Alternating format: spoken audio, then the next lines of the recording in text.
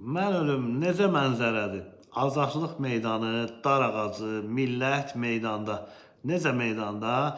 Necə ki bu günləri İranda yaşayan Azərbaycanlılar 40 milyon, 50 milyon meydandadır və inşallah elə bizim Bakıda da insanlar meydana çıxacaq. İranda da qorxu var idi, ölüm hədələri var idi, edam var idi, sürgün var idi. Nə baş verdi? Xalq meydanlara çıxdı.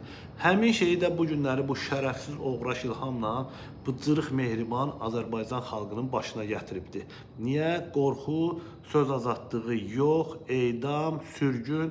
Hələ mən sürgündə ola-ola bu şərəfsiz cındır yap hakimiyyəti mənə 9 il iş veribdi. Nəysə, xülasə, mənzərə necədir? İranın da dini lideri xalqa səslənib ki, bir olaq. Bu deyək ha, bir olacaqlar. İlham Əliyev o gün səni də gözləyir. Sonuna az qalıbdı. Günlərin